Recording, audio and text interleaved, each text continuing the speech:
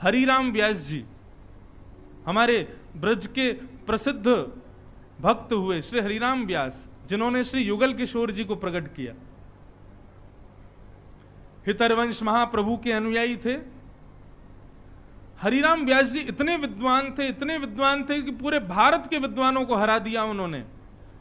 तब जाकर के काशी के विद्वानों को हराने लगे, तो काशी के विद्वानों की रक्षा के लिए महादेव एक ब्राह्मण बनकर के उनके पास गए और उन्होंने जाकर के हरिराम व्यास जी को उनका रूप समझाया। बोले कि हरिराम व्यास जी, आप लोगों को हराने के लिए नहीं आए हो, आप तो सबको जिताने आए हो, भक्ति का प्रचार करो, आप भगवान की सखी विशाखा हो, वृंदावन जाओ, वहीं आपकी गति है। तब श्री हरिराम व्यास जी महाराज वृंदावन पधारे और उन्होंने पद गाया, चरणन की रज पाऊं किशोरी तेरे चरणन की रज पाऊं, बैठी रहूं कुंजन के कोने श्याम राधिका गाऊं, किशोरी तेरे चरणन की रज पाऊं, जारज को ब्रह्मादिक तरसत सोरज शीस चढ़ाऊं, किशोरी तेरे चरणन की रज पाऊं। उन हरिराम व्यास जी को ढूंढते ढूंढते उनके परिवार वाले वृंदावन आ गए, क्योंकि सब छोड़ छाड़ के चले गए वृंदावन। तो जब हरिराम व्यास जी को पता चला कि मेरे परिवार के लोग मुझको ले जाने आए हैं, तो हरिराम व्यास जी मुंह पर काली स्याही पोत करके अपना रूप बदल करके रहने लगे और ऐसी ऐसी हरकतें करने लगे। उनके परिवार वाले छुप छुप के देख रहे थे कि हमारे व्यास जी हैं, तो ऐसी ऐसी हरकतें कर रहे थे कि परिवार वाले इनको बिना योग्य जाने छोड़ के चले जाएं। तो क्या कर रहे थे?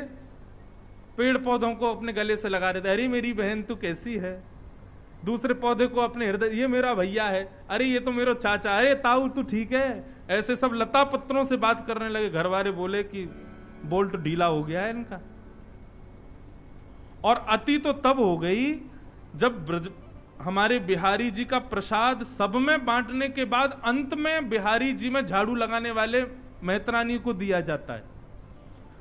तो हरिराम व्यास जी उस मेहतरानी के बगल में ही जाके बैठ गए। मेहतरानी तो भागे, अरे व्यास जी मुझसे छुपो मत। व्यास जी बोले, अरे काय को बात बनावे, बैठ जाए यहीं पे। और उसी की पत्तल से भोग उठा के खाने लगे। परिवार के लोग बोले, भैया ऐसा समझ लो हमारे व्यास जी तो पधार गए, इनको ले जाने से अब कोई फायदा नहीं है, चलो यहां से वापस। तभी व्यास जी को किसी ने जाके बताया, बोले कि आपके परिवार वाले चले गए। तब व्यास जी खूब नाचे, जय हो किशोरी जी, जो आपने मेरी रक्षा की। तो व्यवहार नहीं निभा पाओगे यदि श्याम सुंदर को निभाओगे तो, और यदि व्यवहार निभा रहे हो तो श्याम सुंदर नहीं निभेंगे। ये हम पहले ही चेतावनी दे रहे हैं आपको। भक्ति का पथ आसान नहीं है, बहुत कठिन है बंधुओं। इस पर चरण रखने से पहले 5 बार सोचिएगा, और 5 नहीं 100 बार सोचिएगा, क्योंकि व्यवहार के रह नहीं पाओगे फिर आप।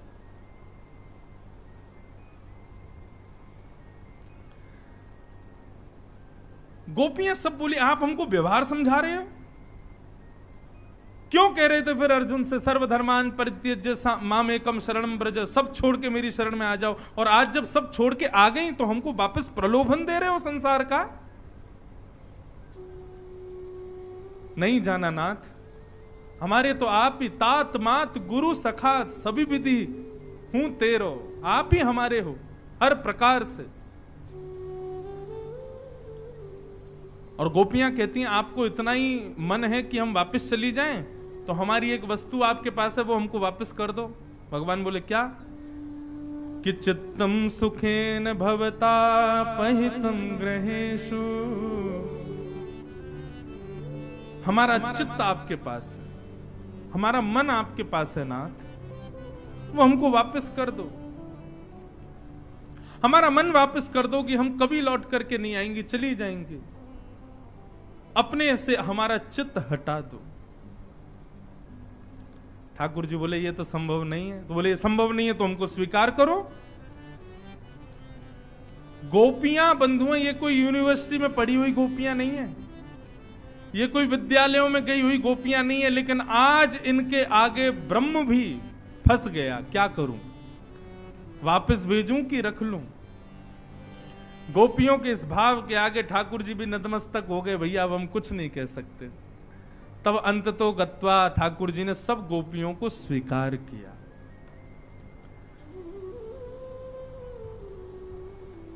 विनय पत्रिका का एक पद है। अब अचानक मन में आ रहा है, अब मेरे को ये लग रहा है कल तो हम चले जाएंगे और कल 2 ही घंटे कथा है, कल सवेरे 7:30 बजे आ जाइयो भैया, 5 बजे नहा लियो, 6 बजे नाश्ता कर लियो, 7:30 बजे तक आ जाना, 8 बजे तो निश्चित आरती हो जाएगी और कथा शुरू, और 10 बजे हम आपसे विदा ले लेंगे। तो आप सब लोग कल सुबह जल्दी आ जाना। आज हम थोड़ा अगर समय ले लें तो हमको क्षमा कर देना, क्योंकि आज हमको लग रहा है कि हम जितना हो सके सुना दें। विनय पत्रिका में गोस्वामी तुलसीदास जी महाराज एक पद गाते हैं। पद गाऊंगा नहीं, लेकिन इस पद का अर्थ आपको समझा देता हूं। हरि तुम बहुत अनुग्रह कीनो, हे हरि आपने हमारे ऊपर बहुत बड़ा अनुग्रह किया। भगवान बोले कैसा अनुग्रह किया? तब श्री तुलसीदास जी कहते हैं, साधन धाम विबुध दुर्लभ तन मोह कृपा कर दीनो। सब लोग इधर देखो, यहां देखो, सावधानी से सुनो। हमने ये पद इसलिए खोला है ताकि इससे कुछ अच्छा मिले। गोपियां और जो भगवान से कह रही हैं, देखो ठाकुर जी सुलझे रहे और हमको उलझाते रहे, ऐसे काम नहीं चलेगा ना। कभी कभी ठाकुर जी को भी तो उलझाओ। तो इस पद में गोस्वामी जी ने ठाकुर जी को उलझा दिया है। बहुत सुंदर पद है, हरि तुम बहुत अनुग्रह कीनो। अब देखो इसको कहते हैं व्याज स्तुति। क्या कहते हैं? यहां पर प्रशंसा कर रहे हैं भगवान की, लेकिन कहीं ना कहीं भगवान से कुछ ना कुछ काम भी बनवा रहे हैं। जैसे हम कई बार किसी की झूठी, अरे भैया आप तो बड़े श्रेष्ठ हो, बड़े महान हो, आपसे महान कौन है, ऐसी बात कर रहे हैं गोस्वामी जी। हरि तुम बहुत अनुग्रह कीनो। भगवान बोले हमने क्या अनुग्रह किया? बोले साधन धाम विबुध दुर्लभ तन मोहि कृपा कर दीनो। ये तन जिसको पाने के लिए, मानव शरीर पाने के लिए लोग इतनी तपस्या करते हैं, आपने इतनी सुलभता से मुझे दे दिया नाथ, आपने बड़ी कृपा की मेरे ऊपर। तो भगवान थोड़े मुस्कुरा गए, फूल गए, बोले अच्छा चलो कोई बात नहीं, ज्यादा प्रशंसा मत करो। गोस्वामी जी बोले आगे सुन लीजिए थोड़ा। बोले क्या? बोले कोटि हु मुख कही जात ना प्रभु के एक एक उपकार। और प्रशंसा कर रहे हैं, ठाकुर जी को चढ़ा रहे हैं ऊपर पहाड़ पर। बोले ठाकुर जी एक मुख से क्या, मैं करोड़ों मुख से भी आपकी प्रशंसा करूं, आपके अनुग्रह की कृपा की बात बताऊं तो भी नहीं कर पाऊंगा। आपने इतना अनुग्रह किया मेरे ऊपर। लेकिन नाथ, तदपि नाथ कछु और मांगी हूं, दीजो परम उदार। पहले तो भगवान की बड़ी प्रशंसा कर दी, आपने सब कुछ दे दिया, लेकिन नाथ हम क्या करें, हम तो सांसारी पापी लोग हैं ना, मांगने की हमारी प्रवृत्ति जाती नहीं, हम कुछ और भी मांगना चाहते हैं। भगवान फूल तो गए हैं, अच्छा मांगो क्या चाहिए तुमको? तुलसीदास जी बोले बस अब ये फंस गए, अब मांगो इनसे। गोस्वामी जी कह रहे हैं, विषयवारी मन मीन भिन्न नहीं, होत कब हो पल एक, ताते सहु विपत्ति अति दारुण, जन्मत जोनि अनेक। गोस्वामी जी कह रहे हैं, हे नाथ, विषयवारी शब्द सुनिएगा।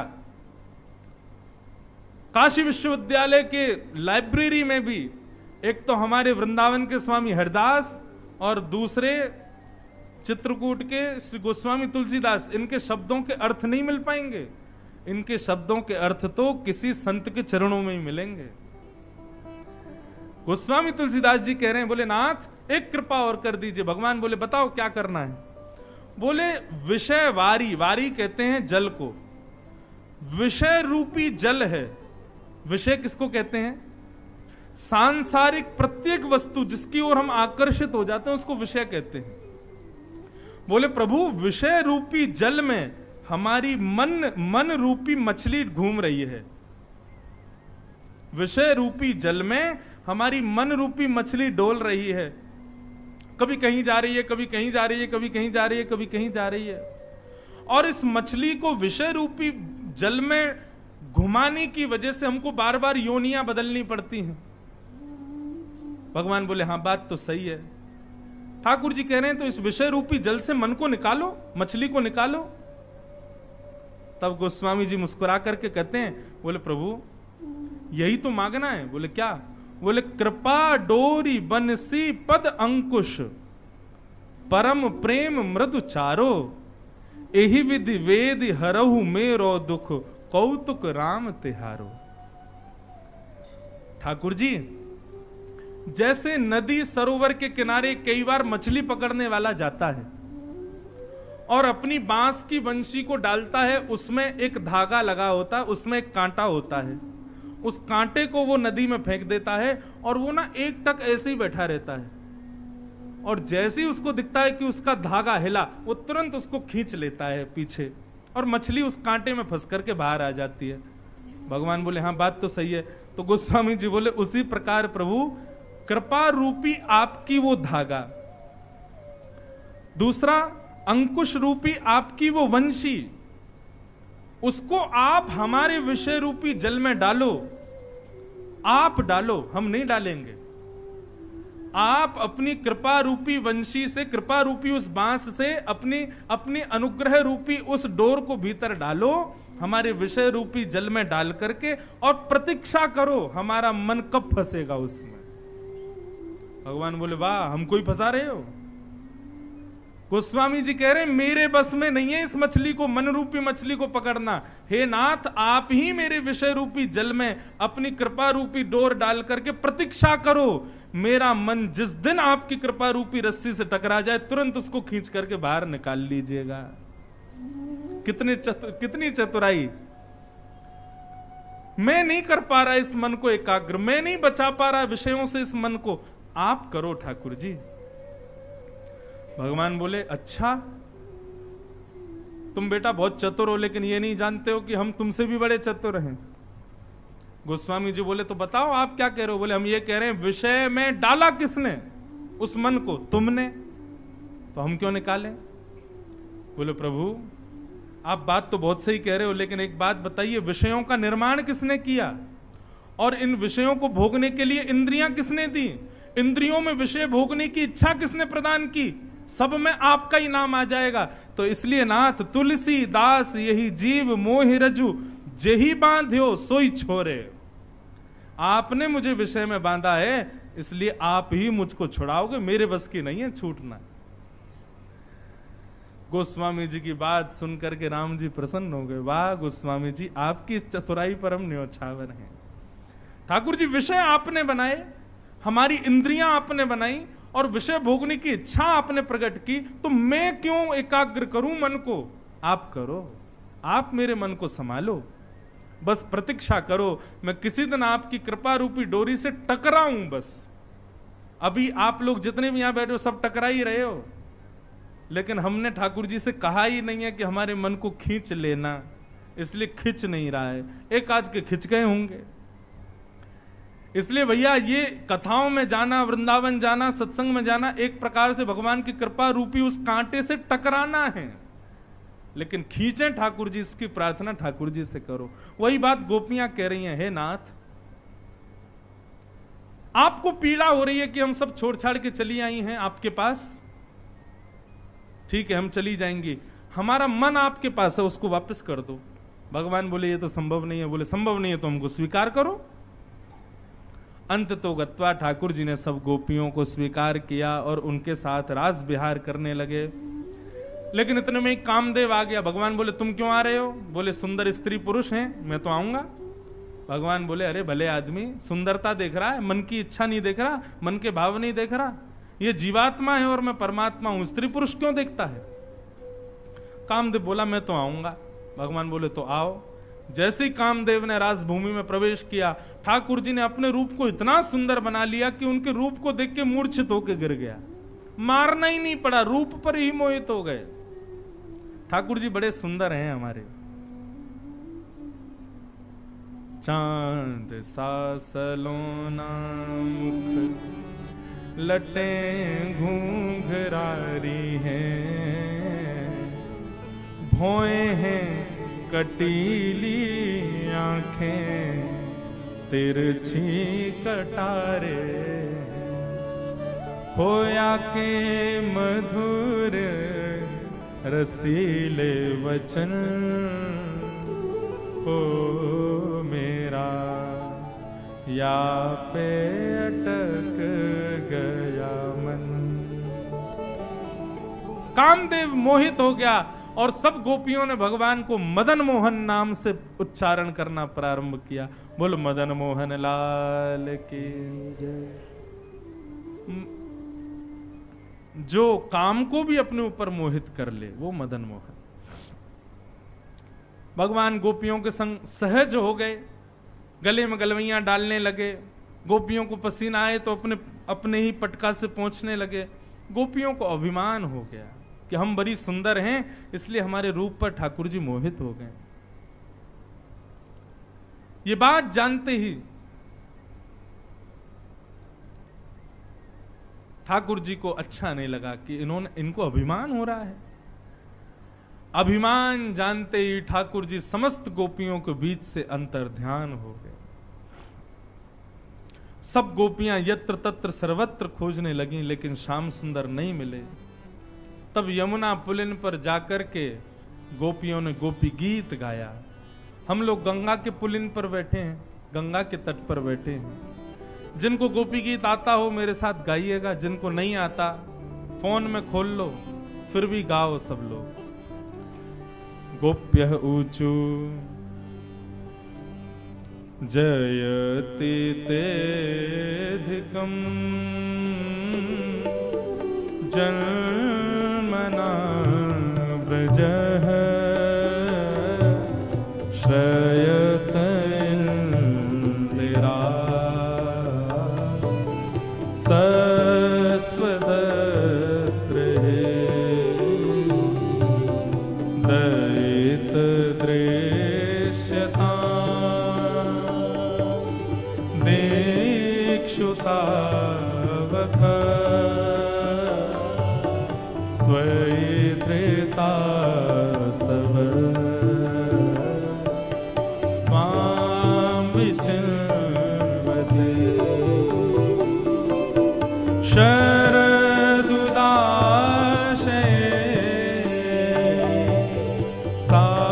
साधुजात सरसिजोदर श्रीमृषादृशा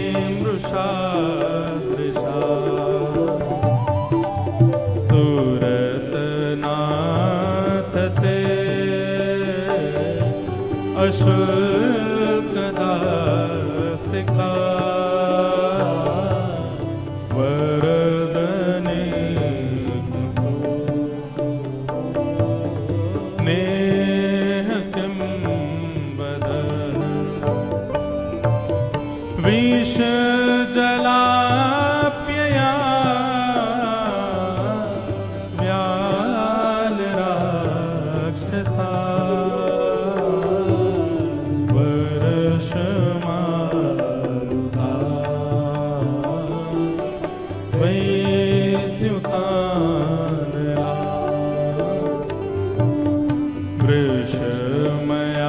वृषमयात्मजा विश्वतो भया वृषभते वयम् रक्षितामो न खलु गोपिका नन्दनो भवान् अखिल देना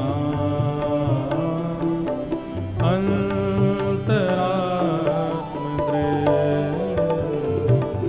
विघ्न साधितो विश्वगुप्तये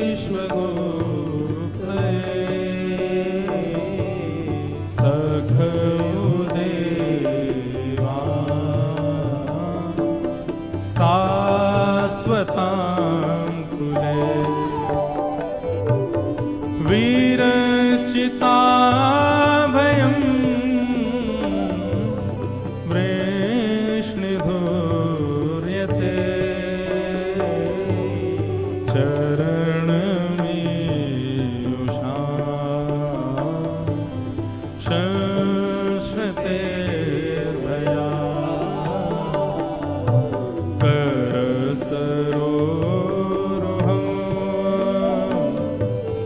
कांत कामदम् शिरसि देहिना श्रीकरगृहम् ब्रज जनार्तिहन् वीरयोषिता निज जन स्मय ध्वंसन स्मित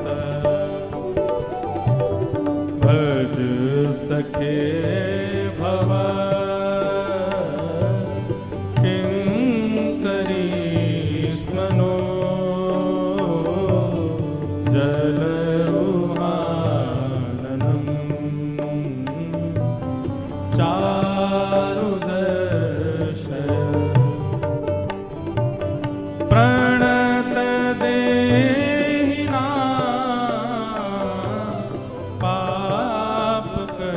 पापकर्षणम् रणचरारुणम् श्रीनिकेतनम् फणिफणार्पितम् ते पदाम्बुजम् कणुकुचेषुना गन्धिक्षयम् मधुरया गिरा वल्गुवाक्यया बुधमनोज्ञया पुष्करेषु वेदिकरीर्मा मीरमयति रभरसी धुना ध्यायश्वन तव कथामृतम् तप्त जीवनम् कविरेडितम्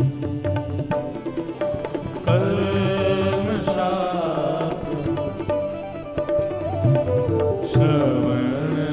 श्रवणमङ्गलम् श्रीमदाततम् भुवि गणन्ति ते भूरिदा जनाः प्रहसितं प्रिय प्रेमवीक्षणम् विहरणं च ते ध्यानमङ्गलम् रहसि संविदो या हृदय स्पृशः कुहकनो मनः क्षोभयन्ति चलसि यत्प्रजा चारयन् पशून्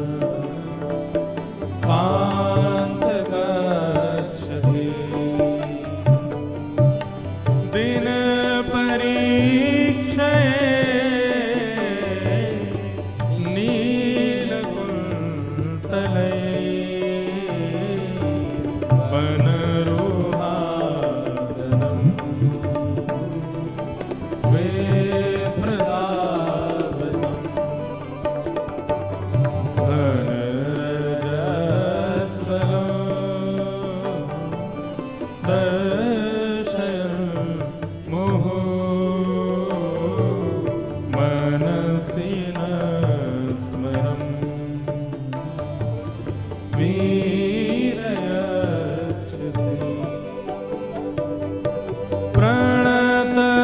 प्रणतकामदं पद्मजाक्षितं धरणिमण्डलं हेयमापदे चरणपङ्कजं शतमं च ते रमणनस्तने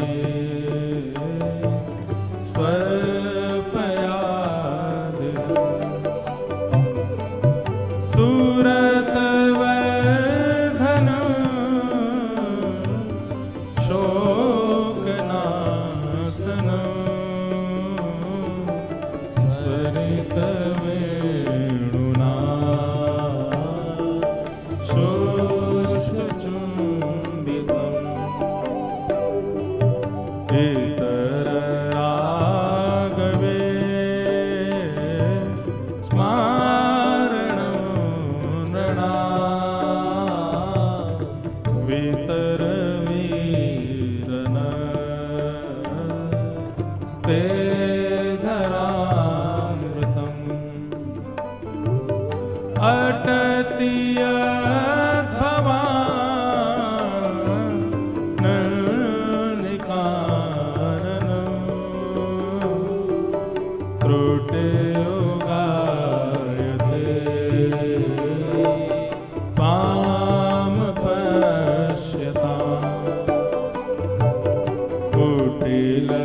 कुटिलकुन्तलं श्रीमुखं च ते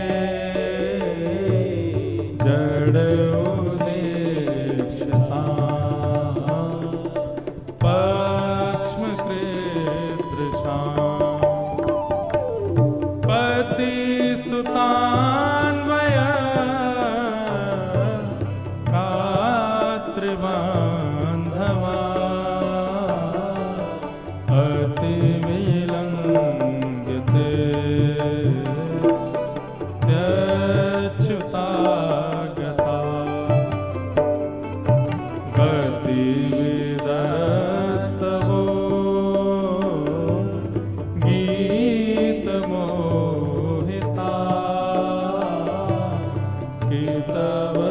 गीतवयोषिता कस्त्यजेदृशे रहसि संविदं हेक्षयोधनं प्रहसिताननं प्रेमवेक्षणम्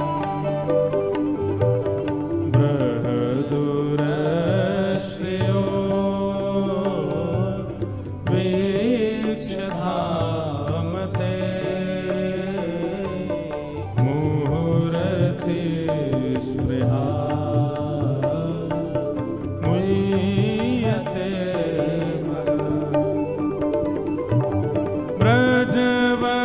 व्रजवनौकशा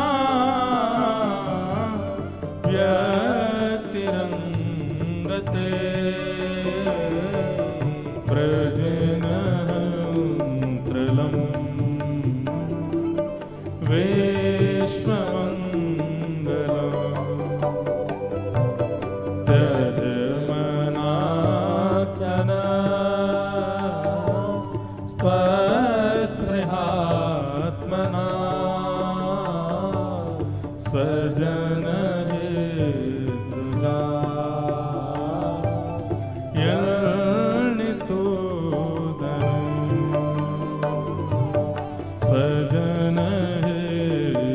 स्वजनहेत्वजा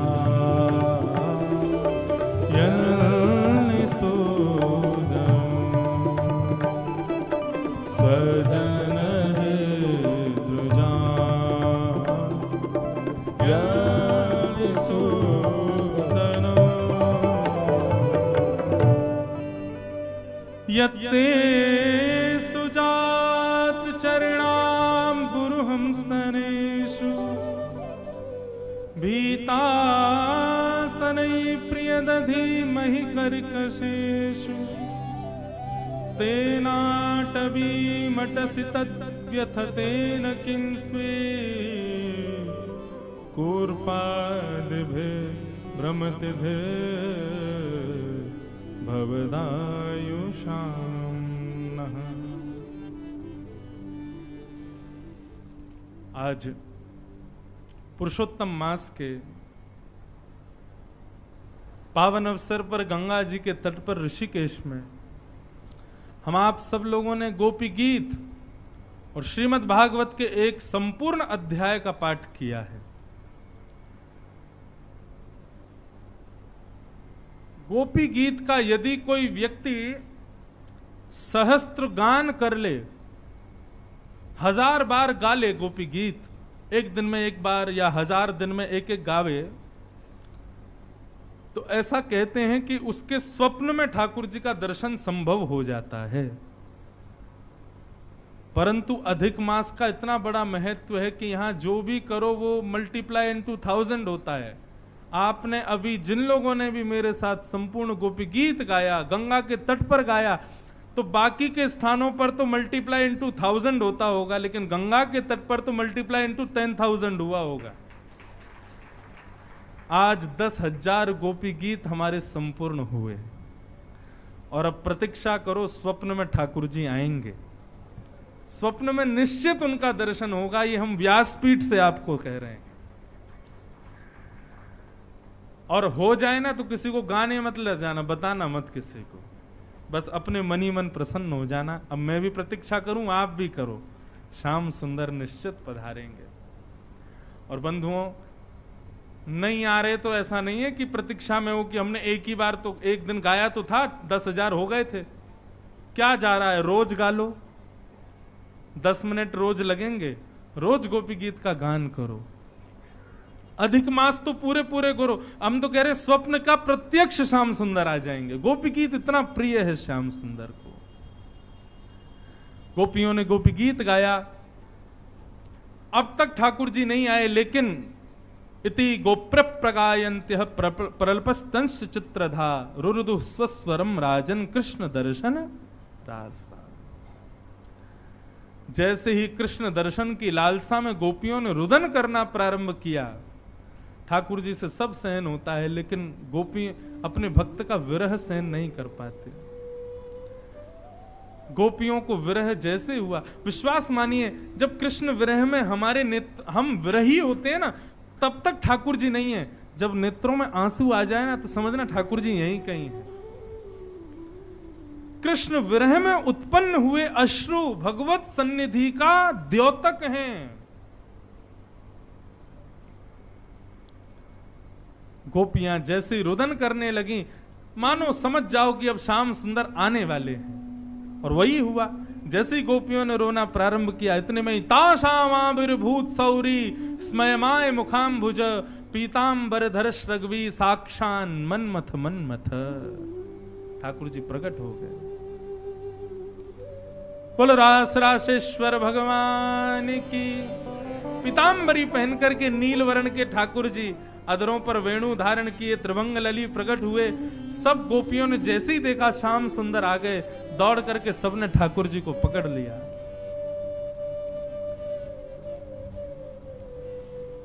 यहां गोपियों ने एक बात कही ठाकुर जी से, बोले कन्हैया एक बात बताओ, तुम किसको मिलते हो? प्रेम करने वाले से मिलते हो, या तुमसे जो प्रेम नहीं करता तुम उसको मिलते हो, या दोनों में से किसी से नहीं मिलते हो? क्या तुम पता ही नहीं चलता? ठाकुर जी बोले देखो, प्रेम करने वाले से जो प्रेम करे वो महास्वार्थी। तुम मुझे प्रेम करो तब मैं तुमको प्रेम करूंगा। आजकल जो होता है ये महास्वार्थ है। मैं आपसे प्रेम कर रहा हूं, आप भी मुझसे प्रेम करो। अरे हमने थोड़ी कहा कि तुम हमसे प्रेम करो, मत करो बिल्कुल। दूसरा, प्रेम नहीं करने वाले से प्रेम, ठाकुर जी कहते हैं ये केवल संसार में 3 लोग करते हैं, माता पिता और गुरु। बालक शिष्य भले ही उनसे प्रेम ना करे, वो फिर भी उससे प्रेम करते। और तीसरा आपने कहा जो दोनों में से किसी से प्रेम नहीं करता, ऐसा व्यक्ति या तो गुरुद्रोही होगा या फिर आतंकवादी होगा। आतंकवादी को गाली दोगे तो भी मार देगा, माला पहनाओगे तो भी छोड़ेगा तो नहीं, मार तो तब भी देगा। ऐसे ही गुरुद्रोही, उसकी प्रशंसा करो तब भी उसको कोई फर्क नहीं पड़ता, लेकिन उसकी प्रशंसा मत करो तो भी उसको कुछ फर्क नहीं होगा। लेकिन भगवान कहते हैं इन दो के अलावा एक और है, परम ज्ञानी व्यक्ति, उसका परम स्वागत करो तो भी उस पर कोई प्रभाव नहीं, उसको कुछ भला बुरा कह दो तो भी उस पर कोई प्रभाव नहीं। गोपियां बोली आप जरूर अपने आप को तीसरा वाला समझ रहे हो। भगवान बोले वो तो हमें ही है, हम तो परम ज्ञानी हैं, परम बीतराग हैं। गोपियां बोली सारे बीतराग और परम ज्ञान तुम्हारा धरा का धरा रह जाएगा, ज्यादा बातें नहीं बनाओ हमारे आगे। अंत में गोपियों के सामने ठाकुर जी ने कान पकड़े और कहा कि हम आपके प्रेम से कभी उऋण नहीं हो पाएंगे, हम आपके प्रेम में बिक गए, आपके प्रेम ने हमको खरीद लिया है। और ऐसा कहते ही ठाकुर जी ने जितनी गोपी उतने ठाकुर जी हो गए और रास विहार करने लगे। राधा नचे कृष्ण नचे नाचे गोपी जन, राधा नचे कृष्ण नचे नाचे गोपी जन, क्योंकि मन मेरा बन गया सखी रे पावन वृंदावन, क्योंकि मन मेरा बन गया सखी रे पावन वृंदावन, क्योंकि मन मेरा बन गया सखी रे पावन वृंदावन, क्योंकि मन मेरा बन गया सखी रे पावन वृंदावन। ओ रास रचो है, रास रचो है, आज गंगा किनारे महारास रचो है, रास रचो है, रास रचो है, आज गंगा किनारे महारास रचो है, रास रचो है, रास रचो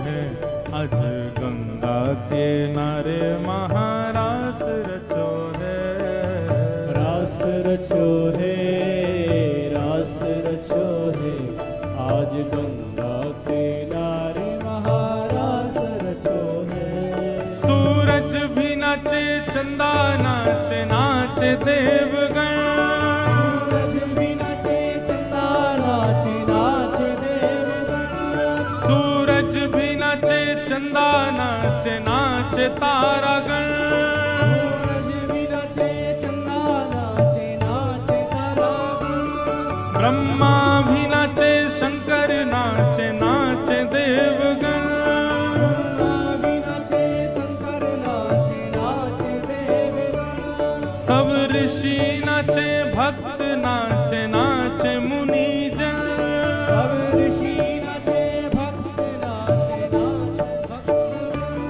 क्योंकि मन मेरा बन गया सखी रे पावन वृंदावन, मन मेरा बन गया सखी रे पावन वृंदावन, क्योंकि मन मेरा बन गया सखी रे पावन वृंदावन, मन मेरा बन गया सखी रे पावन वृंदावन। ओ रास रचो है, रास रचो है, आज गंगा किनारे महारास रचो है, रास रचो है, रास रचो है, आज गंगा किनारे महारास रचो है, रास रचो है, रास रचो है, आज गंगा किनारे महारास रचो है, रास रचो है, रास रचो है, आज गंगा किनारे। बोल रास रासेश्वर भगवान की।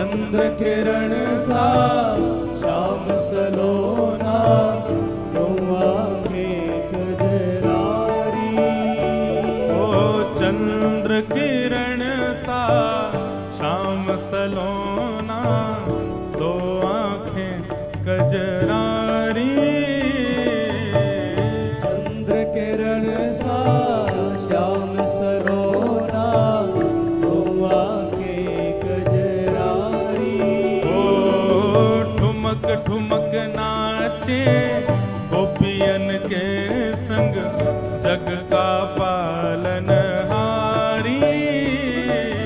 ठुमक ठुमक नाचे गोपियन के संग जग का पालनहारी।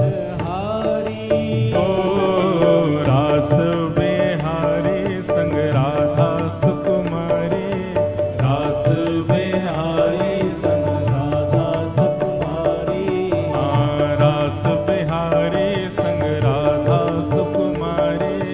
रास बिहारी संग राधा सुकुमारी। ओ ब्रज में विराजे रे श्याम संग राधा नाचे रे। श्याम संग राधा नाचे। ओ श्याम संग राधा नाचे रे। ओ श्याम संग राधा नाचे। श्याम संग राधा नाचे रे। ओ श्याम संग राधा नाचे रे। ओ राधा नाचे कृष्ण नाचे नाचे गोपीजन। राधा नाचे कृष्ण नाचे नाचे गोपीजन। क्योंकि मन मेरा बन गया सखी रे पावन वृंदावन। मन मेरा बन गया सखी रे पावन वृंदावन। हाँ मन मेरा बन गया सखी रे पावन वृंदावन। मन मेरा बन गया सखी रे पावन वृंदावन। हो वंशी वट पे यमुना तट पे कान्हा रास रचावे हो। वंशी वट पे यमुना तट पे कान्हा रास रचावे। अब गोपी बन के शंकर आए गोपेश्वर कहलाए। गोपी बोल गोपेश्वर महादेव की। गोपेश्वर कहलाए। डम डम डमरू बाजे कान्हा की मुरली पे। डम डम डमरू बाजे राधा की मुरली पे। डम डम डमरू बाजे कान्हा की मुरली पे। डम डम डमरू बाजे राधा की मुरली पे। ओ जग सारा नाचे रे श्याम संग राधा नाचे रे। श्याम संग राधा नाचे। श्याम संग राधा नाचे रे। श्याम संग राधा नाचे। ओ श्याम संग राधा नाचे रे। श्याम संग राधा नाचे। बोल रास रासेश्वर भगवान की।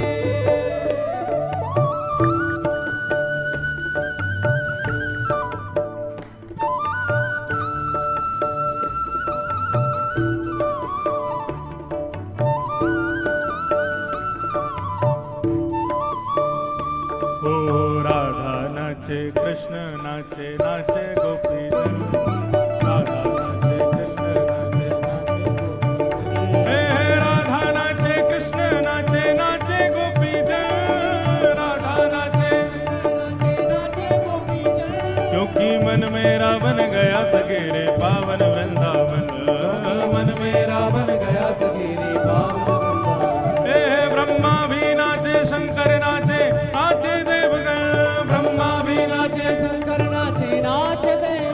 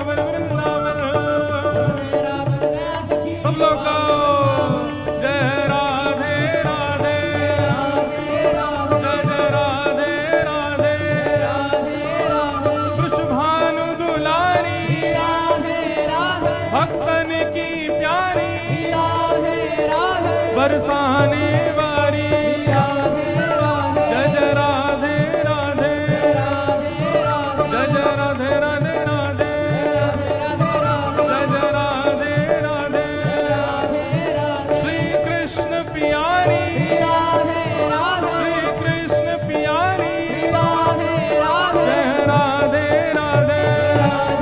जय जय राधे राधे राधे जय जय राधे राधे राधे जय जय राधे राधे राधे जय जय श्री राम जय जय श्री राम जय जय श्री राम।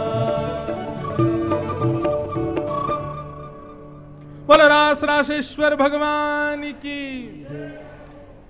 ऐसो रास भयो महाराज, इस योग नगरी को योग नगरी बनाने वाले हमारे परम योगी महादेव भी गोपी बनकर के वृंदावन में पधारे और गोपेश्वर नाम से प्रसिद्ध हुए। ऐसी रास की भूमिका को हम प्रणाम करते हैं और अब छटपट ले चलते हैं ठाकुर जी को ब्याह की ओर हैं। बहुत समय हो गया। ठाकुर जी ने आगे बंधुओं और भी कई ब्रज में लीलाएं की। तत्पश्चात कंस ने एक धनुर्यज्ञ किया और उग्रसेन के द्वारा भगवान को अक्रूर जी के द्वारा भगवान को आमंत्रित किया।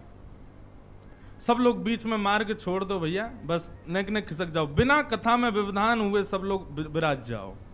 और बीच गैलरी में और भी जो लोग हैं वो लोग भी या तो इधर उधर हो जाएं या कहीं और किसी की गोद में बैठ जाएं, क्योंकि अब बस झटपट हम ब्याह कर देंगे, बहुत समय हो गया है।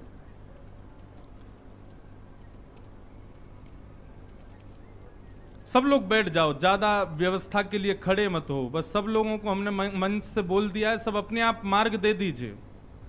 ठाकुर जी की बारात आएगी, इसलिए जो कुर्सियों पर और इधर उधर बैठे हैं वो लोग प्रयास करके आप सबको स्थान दे दो बैठने के लिए, और बीच का मार्ग थोड़ा खाली कर दीजिए। बोलो वृंदावन बिहारी लाल की। कंस ने अक्रूर जी को वृंदावन भेजा। वृंदावन से अक्रूर जी ठाकुर जी को लेकर के मथुरा पधारे। ब्रजवासी सब बड़े दुखी हो गए, पर ठाकुर जी ने सबको परसों आने का आग्रह किया कि हम परसों आ जाएंगे। इस भाव से सब ब्रजवासियों ने ठाकुर जी को अनुमति प्रदान की। भगवान गए, जाकर के कुबलियापीड़ हाथी को मारा, धनुष भंज किया। कंस के यहां पर बड़े बड़े मल्ल खड़े थे, सबका उद्धार करते हुए 50 सिद्धि ऊपर बैठे हुए सिंहासन पर महाराज कंस को जाकर के ठाकुर जी ने उठा करके पृथ्वी पर पटक दिया और उसकी मृत्यु हो गई। बोलो कंस मर्दन भगवान की जय। कंस का वध हुआ। हम थोड़ा सूक्ष्म में जल्दी जल्दी सुना रहे हैं। अब कंस वध के बाद भगवान ने देवकी वसुदेव को कारागृह से मुक्त किया और उग्रसेन जी को मथुरा का राजा बनाया। भगवान कभी राजा नहीं बने, ना तो द्वारिका के ना मथुरा के। संसार के लोग प्रेम से राजा धीराज पुकारते हैं उनको, लेकिन राजा कभी ठाकुर जी बने नहीं। राजा उग्रसेन ही बने, द्वारिका के भी मथुरा के भी। उग्रसेन को राज्य गद्दी पर बिठा दिया। भगवान गुरुकुल पढ़ने के लिए सांदीपनी विद्या निकेतन गए। वहां जाकर के सांदीपनी गुरुकुल में सांदीपनी गुरुजी से, सांदीपनी उपाध्याय से उन्होंने विद्या अध्ययन किया। वहां सुदामा नाम के मित्र मिले, ठाकुर जी की मित्रता हुई। अवंतिका उज्जैन ठाकुर जी का गुरुकुल है, वहीं ठाकुर जी ने अध्ययन किया। वहां से पढ़ करके ठाकुर जी लौट करके आए। ब्रज की बहुत याद आने लगी तो उद्धव जी को ब्रज भेजा। उद्धव ठाकुर जी का समाचार लेकर के वृंदावन गए। शाम तक वापस आने का वचन देकर के गए थे, लेकिन 6 महीने बीत गए, उद्धव जी लौट के ही नहीं आए। 6 महीने बाद उद्धव जी प्रेम में सराबोर हो गए। ठाकुर जी से जाके कहने लगे, आप मथुरा में, आप द्वारिका में नहीं रहोगे नाथ, आप चलो वृंदावन। आपके लिए संसार नहीं है, आपके लिए वैकुंठ भी नहीं है, आपके लिए तो वृंदावन है। आप वहीं ब्रजवासियों के संग रहो। ठाकुर जी ने सब ब्रजवासियों के सहित उद्धव को मथुरा में ही दर्शन कराया। उद्धव जी महाराज बोले, जब सब आपके संग रहते ही हैं तो फिर मुझे वृंदावन क्यों भेजा था? भगवान बोले, ताकि तुम प्रेम के अधिकारी बनो।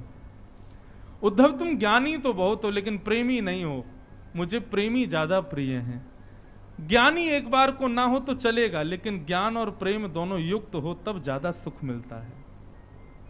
भगवान ने उद्धव को प्रेम युक्त होने के लिए वृंदावन भेजा। बंधुओं देखो, उद्धव और अर्जुन दोनों भगवान के सखा हैं, लेकिन दोनों में अंतर क्या है पता है? अर्जुन को भगवान ने पढ़ाया था महाभारत में, लेकिन उद्धव तो हमारी श्री जी का पढ़ाया हुआ है। उद्धव को तो हमारी किशोरी जी ने, हमारी राधा रानी ने पढ़ाया है। इसलिए कहीं ना कहीं आपको ऐसा अनुभव होगा कि अर्जुन से अति प्रिय है उद्धव भगवान को। ऐसे उद्धव जी महाराज ब्रज गए, वृंदावन से समाचार लाए। जरासंध कंस के ससुर जी, उन्होंने मथुरा पर चढ़ाई कर दी। 17 बार भगवान ने उनको हरा दिया। 18वीं बार ब्राह्मणों की सेना लेकर के आए। भगवान बोले, अब कैसे हरामें? तो 18वीं बार में भगवान ने विश्वकर्मा को आदेश देकर के समुद्र के बीच में एक नगरी का निर्माण कराया, जिसका नाम है द्वारिका।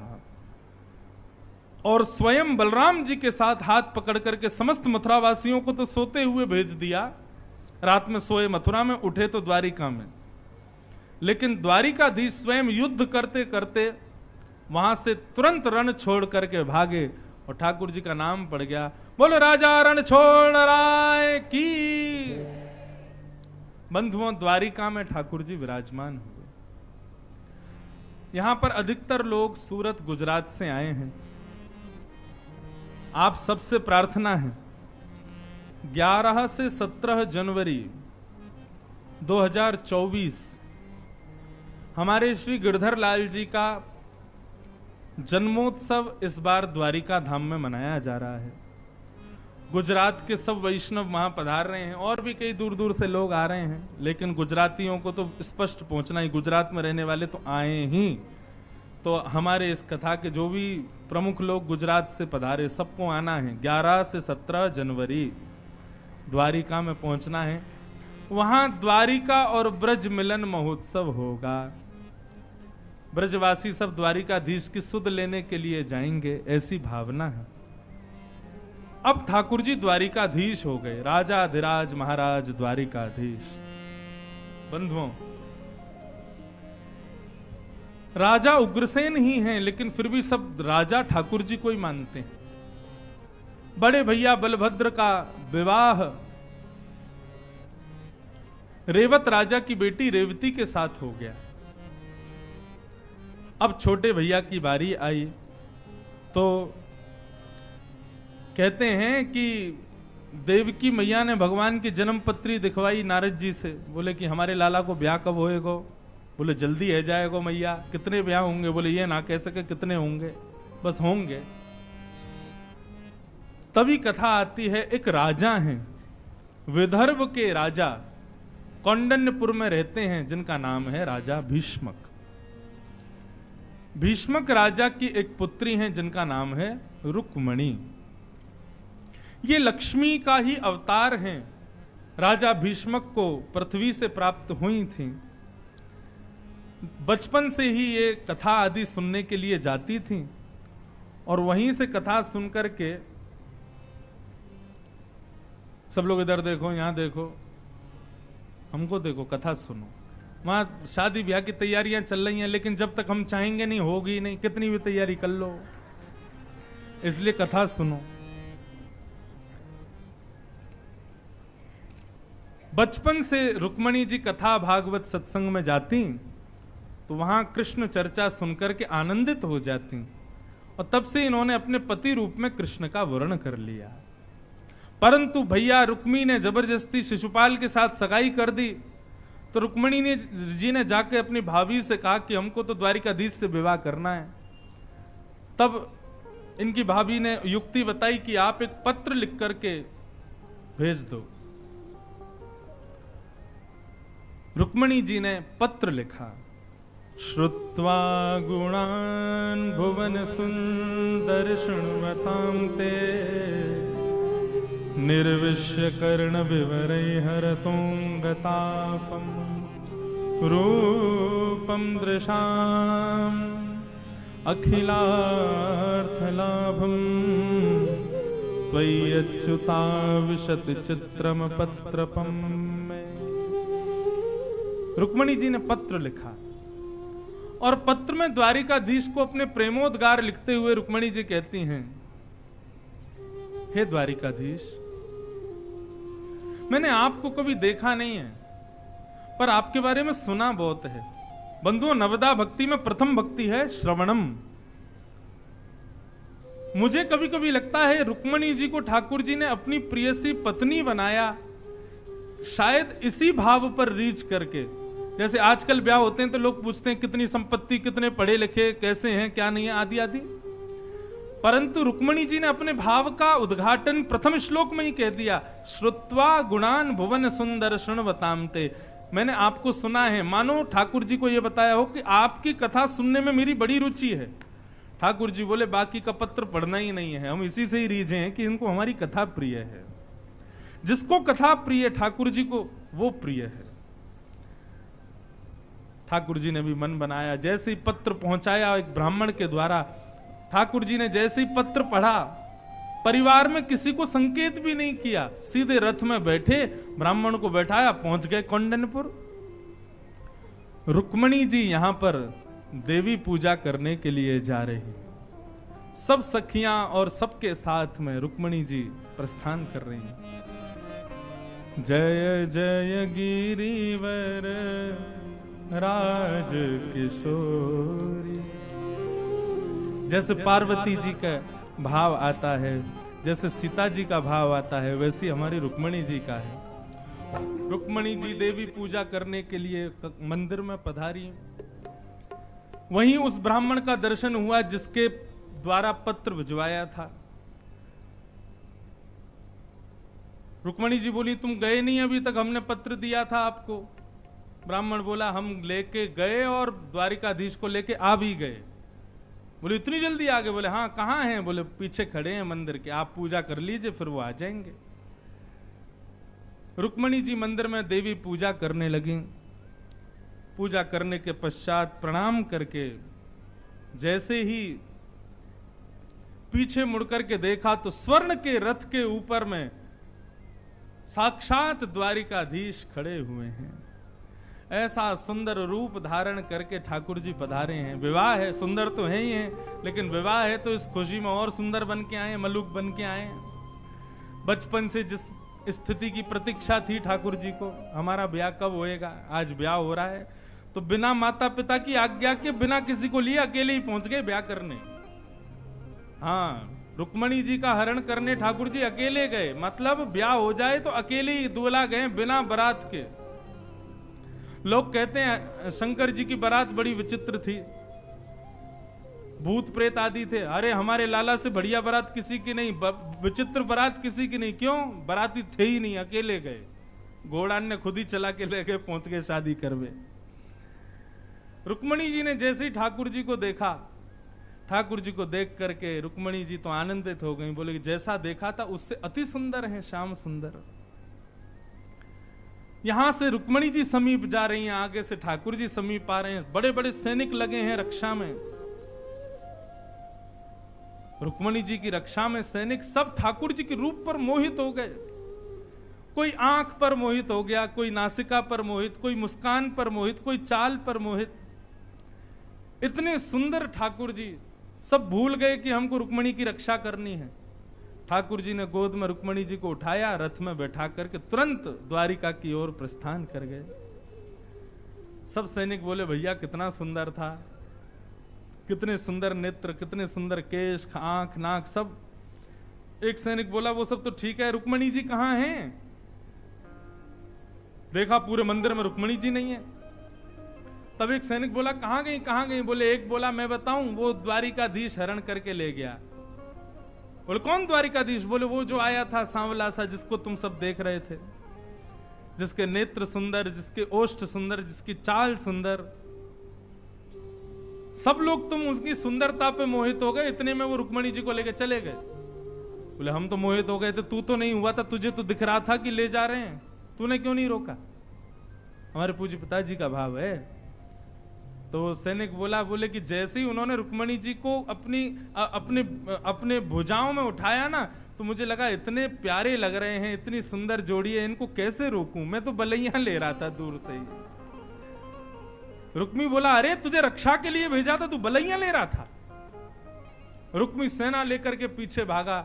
भगवान के साथ मध्य में थोड़ा युद्ध हुआ। बलराम जी ने आकर के शांत कराया। रुक्मणी जी को लेकर ठाकुर जी द्वारिका पहुंचे।